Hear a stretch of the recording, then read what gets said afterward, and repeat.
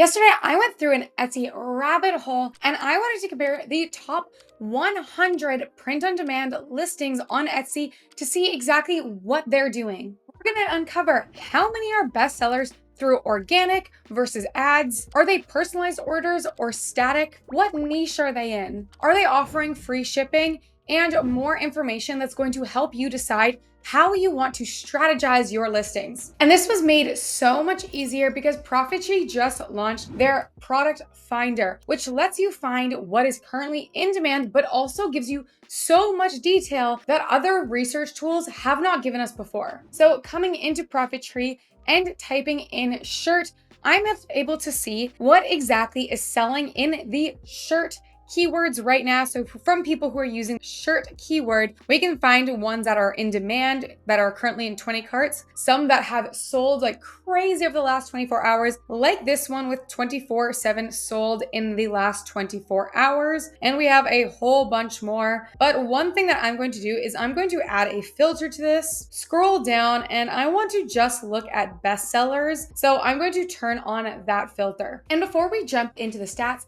there's something I wanted to point out because I get so many people saying that, well, yeah, these listings have been up forever. But what I can see in ProfitTree is if we go to the listing age and start scrolling down, and these are all sorted by monthly sales, we can start to see that we're getting bestsellers from listings that were created in the last month. So no, these don't need to have existed a long time to become some bestsellers on Etsy. And the other filter that I'm going to add before I actually analyze this data is I want to be looking at physical products for this research. So I'm going back into filter, and then under listing type, I am going to hit physical, and then we are going to apply that. But there's so many other filters. So if you want to maybe find a shop that was built in the last year to see what they're doing, you can do that as well. But for this case, we're just going to keep it as that. And now I can scroll through these listings and I can see what their monthly sales are. I can see the demand, which is one of the most helpful badges we have here. But the type of information that we don't usually get from other products comes a little bit later.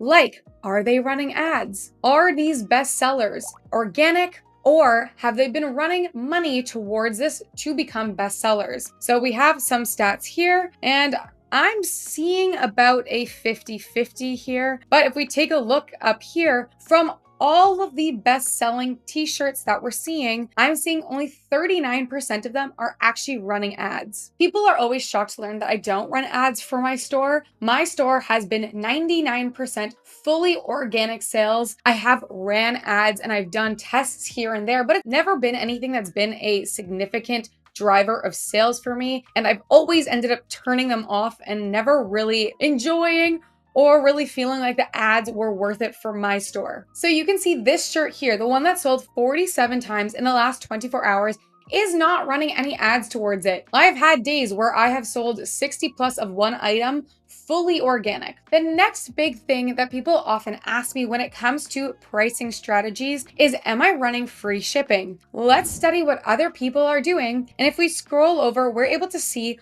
what listings are bestsellers that are offering free shipping. And scrolling down, not many of them. I do think this is a stat that has significantly changed since I first started on Etsy. When I first started a few years ago, everybody was running free shipping. It was in every recommended strategy to run free shipping.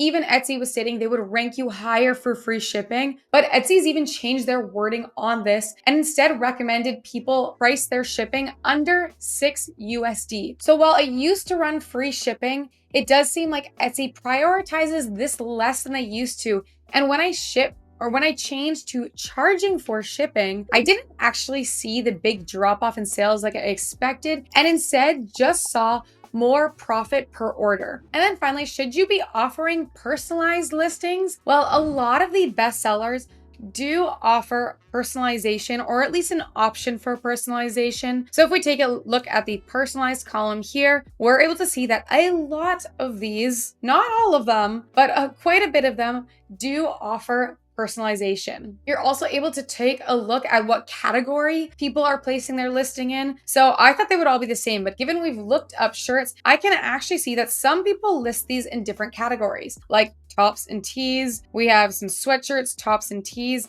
but majority of them that I'm seeing are listed in the t-shirts if you are selling a t-shirt. Well, I did promise you the top 100 listings analyzed, and so to do that, I actually pulled a bunch of different print-on-demand products, the top 100 selling best ones between t-shirts, sweatshirts, candles, mugs, tumblers, everything that's really hot right now. But in ProfitTree, you are able to get this for any type of product that you would like. But I've pulled the top 100 into this Google Sheet here. And using handy dandy Excel and using ChatGPT to help me with Excel, I was able to calculate out of the top 100 best selling print-on-demand products from Etsy right now, I could see that 43% were running ads. But that still means majority of these bestsellers that are selling like crazy on Etsy are doing so organically. Only 5% were offering free shipping. So this is something, again, so many people have asked me about.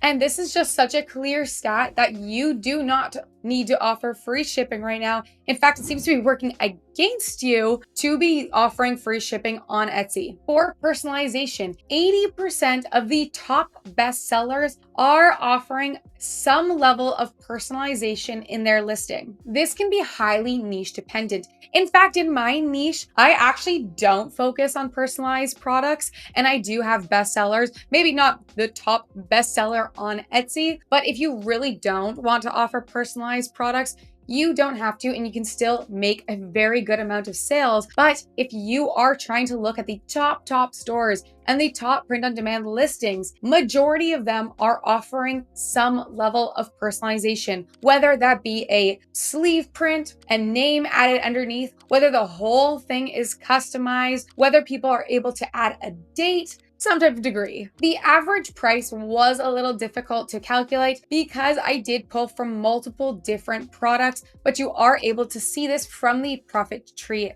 dashboard. But between all of the products, the thing I did want to look at is what was the difference between what you see when you actually see the listing on Etsy. Sometimes you see $7.99 and then you go to checkout and you are paying $20.99 because the advertised $7.99 price was for a option or listing option that was not available, or maybe it was just a baby onesie that people weren't actually ever going to buy. So the discrepancy between the average price that people had on their Etsy listing versus what they actually paid when they went to checkout was they often paid about 43% above what you would see from that Etsy listing. So quite a bit of people are using the strategy of maybe offering a low tier item, but then what people are actually usually going to buy is a higher priced item like a t-shirt and not a baby onesie, or maybe they offered a digital download, but you wanted this on a t-shirt. And I will say many people do this on Etsy. It is not a strategy that I use.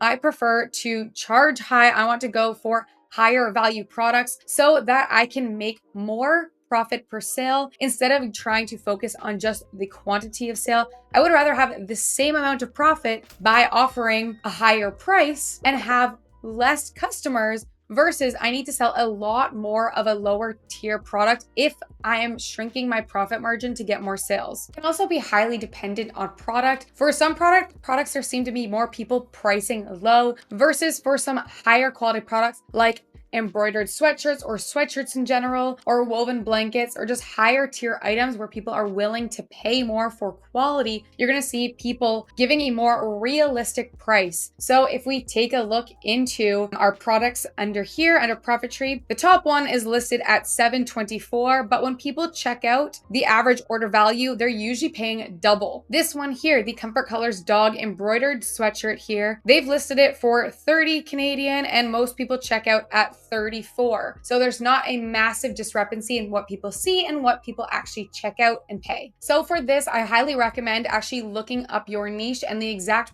product you sell to see exactly what pricing strategies people are using. Because yes, it can be highly dependent on what you sell and who you're trying to sell to. We do have many Etsy research tools out there, but ProfitTree right now has a lifetime offer of only $67 I'm going to link that in the description in the top of the comments below so that you can get lifetime access to this research tool along with their profit calculator that hooks up to both Etsy and Printify so that you can automate your order tracking. Let me know in the comments below if any of these stats surprised you. I was really interested in seeing that ads stat because I get so many questions about ads and free shipping. So I hope this brought you some clarity. If it did, please like and subscribe.